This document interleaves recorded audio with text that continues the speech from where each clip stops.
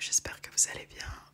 Aujourd'hui on va se retrouver pour une toute nouvelle vidéo d'ASMR où je vais un peu changer et je vais lire le livre de chant. Donc voilà, c'est parti, je commence. L'incarnation de la parole. Au commencement, la parole existait déjà. La parole était avec Dieu et la parole était Dieu. Elle était au commencement avec Dieu. Tout a été fait par elle et rien de ce qui a été fait n'a été fait sans elle. En elle, il y avait la vie, et cette vie était la lumière des êtres humains. La lumière brille dans les ténèbres, et les ténèbres ne l'ont pas accueillie. Il y eut un homme envoyé par Dieu, son nom était Jean. Il vint comme témoin pour rendre témoignage à la lumière, afin que tous croient par lui. Il n'était pas la lumière, mais il vint pour rendre témoignage à la lumière. Cette lumière était la vraie lumière, qui, en venant dans le monde, éclaire tout être humain. Elle était dans le monde et le monde a été fait par elle. Pourtant, le monde ne l'a pas reconnue. Elle était venue chez les siens et les siens ne l'ont pas accueillie. Mais à tous ceux qui l'ont acceptée, à ceux qui croient en son nom, elle a donné le droit de devenir enfants de Dieu, puisqu'ils sont nés, non du fait de la nature, ni par une volonté humaine, ni par la volonté d'un mari, mais qui sont nés de Dieu. Et la parole s'est faite homme. Elle a habité parmi nous, pleine de grâce et de vérité. Et nous avons contemplé sa gloire, une gloire comme celle du Fils unique venu du Père. Jean lui a rendu témoignage et s'est écrié. C'est celui à propos duquel j'ai dit, celui qui vient après moi m'a précédé, car il était avant moi. Nous avons tous reçu de sa plénitude, et grâce sur grâce.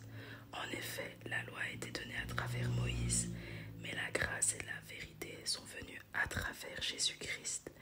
Personne n'a jamais vu Dieu, Dieu le Fils unique, qui est dans l'intimité du Père et celui qui l'a fait connaître.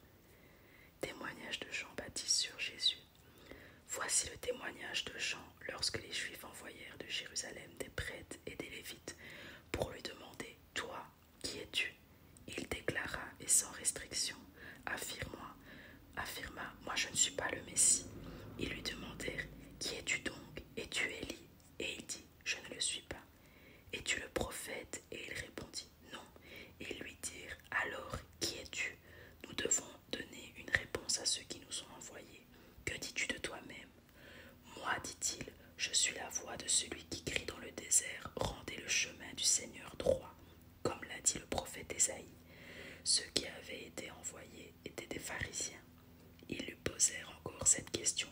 Pourquoi donc baptises-tu si tu n'es ni le Messie, ni Élie, ni le prophète? Jean leur répondit, moi je baptise d'eau, mais au milieu de vous se trouve quelqu'un que vous ne connaissez pas. Il vient après moi, mais il m'a précédé, et je ne suis pas digne de détacher la courroie de ses sandales. Cela se passait à Béthanie, de l'autre côté du Jourdain, où Jean baptisait. Le lendemain, il vit Jésus-Christ s'approcher de lui et dit, voici l'agneau de Dieu qui enlève le péché du monde. C'est celui à propos duquel j'ai dit, après moi vient un homme qui m'a précédé, car il existait avant moi. Pour ma part, je ne le connaissais pas, mais c'est afin de le faire connaître à Israël que je suis venu baptiser d'eau. Jean rendit aussi ce témoignage. J'ai vu l'Esprit descendre du ciel comme une colombe et s'arrêter sur lui. Je ne le connaissais pas, mais celui qui m'a envoyé baptiser d'eau m'a dit, celui sur qui tu verras l'Esprit descendre et s'arrêter, c'est lui qui baptise du Saint-Esprit. Et moi j'ai vu et j'atteste qu'il est le Fils de Dieu. Le lendemain, Jean était encore là avec 2 de ses disciples. Il vit Jésus passer et dit, voici l'agneau de Dieu. Les 2 disciples l'entendirent prononcer ces paroles et suivirent Jésus. Jésus se retourna et voyant qu'ils le suivaient, il leur dit, que cherchez-vous? Il lui répondit, Rabbi, ce qui signifie maître, où habites-tu? Venez, leur dit-il, et voyez. Ils y allèrent donc, virent où il habitait et restèrent avec lui ce jour-là. C'était environ 4 heures de l'après-midi. André, le frère de Simon-Pierre, était l'un des 2 qui avaient entendu les paroles de Jean et qui avaient suivi Jésus. Il rencontra d'abord son frère Simon et lui dit, nous avons trouvé le Messie, ce qui correspond à Christ. Il le conduisit vers Jésus.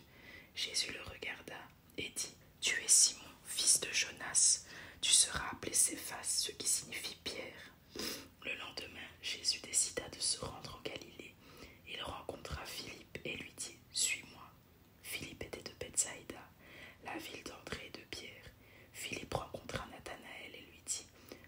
retrouver celui que Moïse a décrit dans la loi et dont les prophètes ont parlé, Jésus de Nazareth, fils de Joseph. Nathanaël lui dit, peut-il sortir quelque chose de bon de Nazareth? Philippe lui répondit, viens et vois. Jésus vit Nathanaël s'approcher de lui et dit de lui, voici vraiment un Israélite en qui il n'y a pas de ruse. D'où me connais-tu, lui dit Nathanaël. Jésus lui répondit, avant que Philippe t'appelle, quand tu étais sous le figuier, je t'ai vu. Nathanaël répondit, Maître, tu es le Fils de Dieu, tu es le roi d'Israël. Jésus lui répondit, parce que je t'ai dit que je t'ai vu sous le figuier, tu crois. Tu verras de plus grandes choses que celles-ci. Il ajouta, en vérité, je vous le dis, vous verrez désormais le ciel ouvert et les anges de Dieu monter et descendre au-dessus du Fils de l'homme. Premier miracle de Jésus en Galilée. Or, le 3e jour, il y eut des noces à Cana en Galilée. La mère de Jésus était là. Jésus fut aussi invité aux noces avec ses disciples. Comme le vin venait à manquer, la mère de Jésus lui dit, ils n'ont plus de vin. Jésus lui répondit, que me veux-tu, femme? Mon heure n'est pas encore venue. Sa mère dit au serviteur, faites tout ce qu'il vous dira. Or, il y avait là 6 jarres de pierre destinées aux purifications des Juifs et contenant chacune une centaine de litres. Jésus leur dit, remplissez d'eau ces jarres, et ils les remplirent jusqu'au bord. Puisez maintenant, leur dit-il, et apportez-en à l'organisateur du repas. Et ils lui en apportèrent. L'organisateur du repas goûta l'eau changée en vin, ne sachant pas d'où venait ce vin, tandis que les serviteurs qui avaient puisé l'eau le savaient bien. Il appela le marié et lui dit, tout homme sert d'abord le bon vin, puis le moins bon, après qu'on s'est enivré. Mais toi, tu as gardé le bon vin jusqu'à présent. Tel fut à Cana en Galilée le premier des 6 miracles que fit Jésus. Il manifesta sa gloire et ses disciples crurent en lui. Après cela, il descendit à Capernaum avec sa mère, ses frères et ses disciples, et ils n'y restèrent que peu de jours. Jésus dans le temple à Jérusalem. La Pâque juive était proche, et Jésus monta à Jérusalem. Il trouva les vendeurs de bœufs, de brebis et de pigeons, ainsi que les changeurs de monnaie installés dans le temple. Alors il fit un fouet avec des cordes et les chassa, tous du temple, ainsi que les brebis et les bœufs. Il dispersa la monnaie des changeurs et renversa leur table, et il dit aux vendeurs de pigeons, enlevez cela d'ici, ne faites pas de la maison de mon père une maison de commerce. Ses disciples se souvinrent qu'il est écrit, le zèle de ta maison me dévore. Les Juifs prirent la parole et lui dirent, quel signe nous montres-tu pour agir de cette manière? Jésus leur répondit, détruisez ce temple et en 3 jours je le relèverai. Les Juifs dirent, il a fallu 46 ans pour construire ce temple et toi, en 3 jours tu le relèverais. Cependant, lui parlait du temple de son corps. C'est pourquoi lorsqu'il fut ressuscité, ses disciples se souvinrent qu'il avait dit cela, et ils crurent à l'écriture et à la parole que Jésus avait dite. Pendant que Jésus était à Jérusalem lors de la fête de Pâques, beaucoup crurent en lui en voyant des signes miraculeux qu'il faisait. Mais Jésus n'avait pas confiance en eux parce qu'il les connaissait tous. Il n'avait pas besoin qu'on le renseigne sur les hommes, car il savait lui-même ce qui est dans l'homme. Jésus et Nicodème, la nouvelle naissance. Or, il y avait parmi les pharisiens un homme du nom de Nicodème, un chef des Juifs. Il vint de nuit trouver Jésus et lui dit, « Maître, nous savons que tu es un enseignant envoyé par Dieu, car personne ne peut faire ces signes miraculeux que tu fais si Dieu n'est pas avec lui. » Jésus lui répondit, en vérité, je te le dis, à moins de naître de nouveau, personne ne peut voir le royaume de Dieu. Nicodème lui dit, comment un homme peut-il naître quand il est vieux? Peut-il une seconde fois entrer dans le ventre de sa mère et naître? Jésus répondit, en vérité, je te le dis, à moins de naître d'eau et d'esprit, on ne peut entrer dans le royaume de Dieu. Ce qui est né de parents humains est humain, et ce qui est né de l'esprit est d'esprit. Ne t'étonne pas que je t'ai dit, il faut que vous naissiez de nouveau. Le vent souffle où il veut, et tu en entends le bruit, mais tu ne sais pas d'où il vient ni où il va. C'est aussi le cas de toute personne qui est née de l'esprit. Nicodème reprit la parole et lui dit, Comment cela peut-il se faire? Jésus lui dit, tu es l'enseignant d'Israël et tu ne sais pas cela. En vérité, je te le dis, nous disons ce que nous savons et nous rendons témoignage de ce que nous avons vu. Et vous ne recevez pas notre témoignage. Si vous ne croyez pas, quand je vous parle des réalités terrestres, comment croirez-vous si je vous parle des réalités célestes? Personne n'est monté au ciel, sinon celui qui est descendu du ciel, le Fils de l'homme qui est dans le ciel. Et tout comme Moïse a élevé le serpent dans le désert, il faut aussi que le Fils de l'homme soit élevé, afin que quiconque croit en lui ne périsse pas, mais qu'il ait la vie éternelle.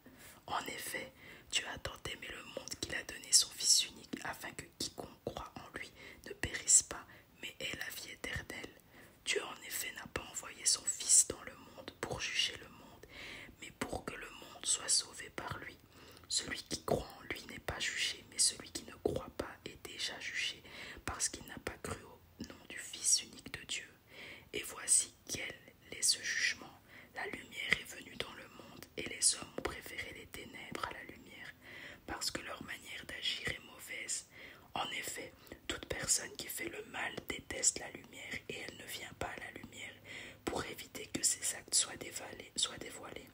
Mais celui qui agit conformément à la vérité vient à la lumière, afin qu'il soit évident que ce qu'il a fait, il l'a fait en Dieu. Nouveau témoignage de Jean-Baptiste. Après cela, Jésus, accompagné de ses disciples, se rendit en Judée. Il y séjourna avec eux et il baptisait.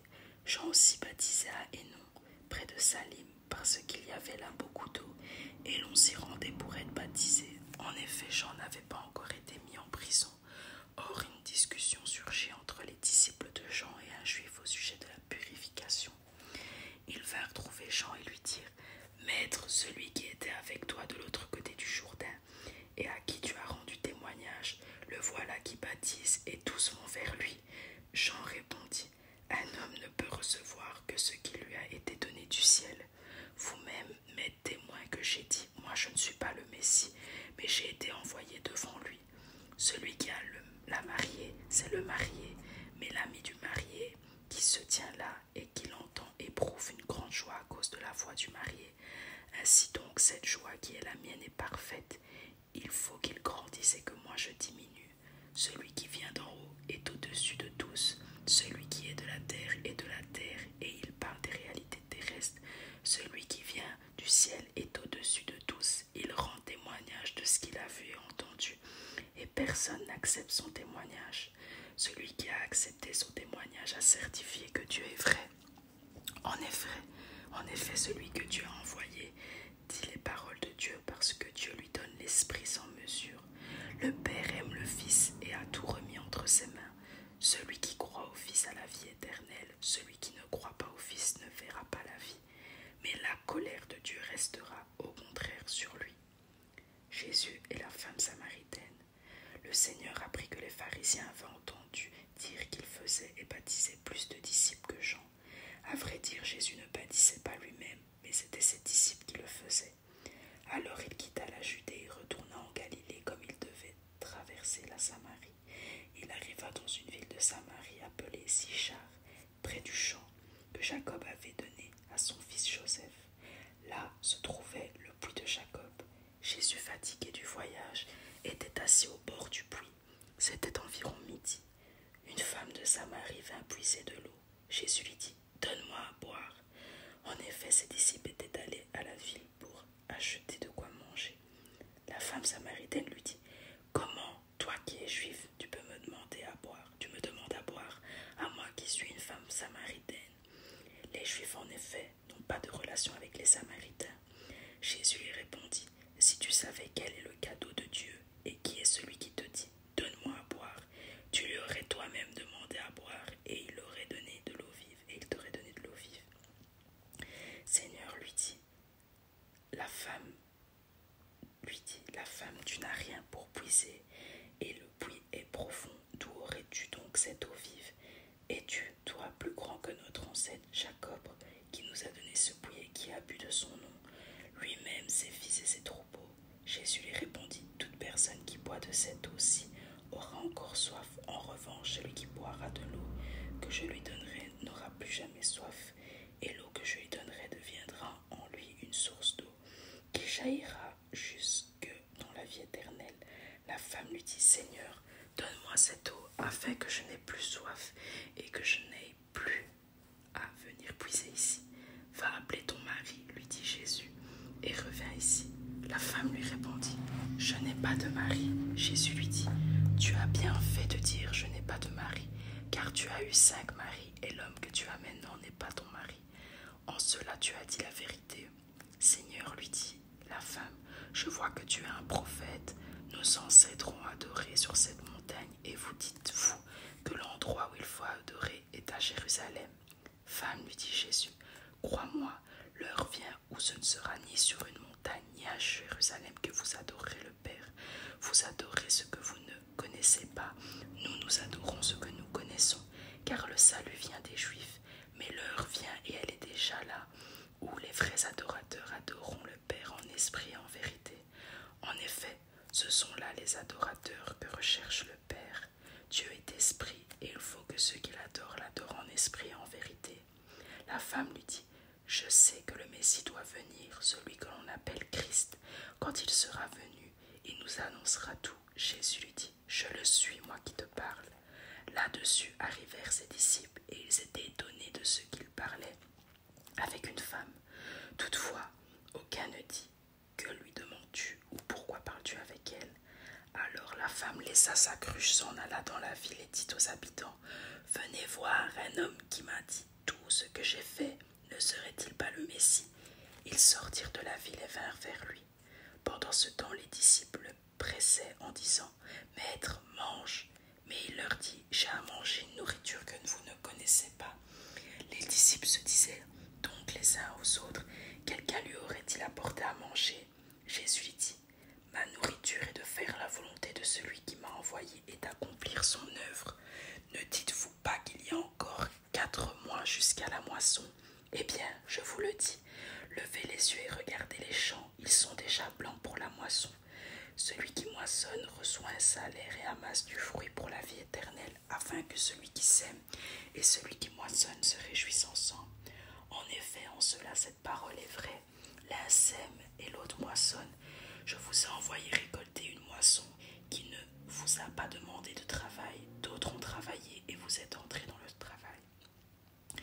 Beaucoup de Samaritains de cette ville crurent en Jésus à cause des paroles de la femme qui rendait ce témoignage. Il m'a dit tout ce que j'ai fait. Ainsi donc, quand ils vinrent le trouver, les Samaritains le prièrent de rester avec eux. Il resta là 2 jours. Un bien plus grand nombre crurent à cause des paroles de Jésus. Et il disait à la femme, ce n'est plus seulement à cause de ce que tu as dit que nous croyons, car nous l'avons entendu nous-mêmes. Et nous savons qu'il est vraiment le Messie, le Sauveur du monde. Guérison du fils d'un officier. Après ces 2 jours, Jésus partit de là pour se rendre en Galilée, car il avait déclaré lui-même qu'un prophète n'est pas honoré dans sa propre patrie. Lorsqu'il arriva en Galilée, il fut bien accueilli par les Galiléens qui avaient vu tout ce qu'il avait fait à Jérusalem pendant la fête. En effet, eux aussi étaient allés à la fête. Jésus retourna donc à Cana en Galilée, où il avait changé l'eau en vin. Il y avait à Capernaum un officier du roi dont le fils était malade. Quand il apprit que Jésus était venu de Judée en Galilée, il alla le trouver et le pria de descendre guérir son fils, car il était sur le point de mourir. Jésus lui dit, « Si vous ne voyez pas des signes et des prodiges, vous ne croirez donc pas. » L'officier du roi lui dit, « Seigneur, descends avant que mon enfant ne meure. » « Vas-y, lui dit Jésus,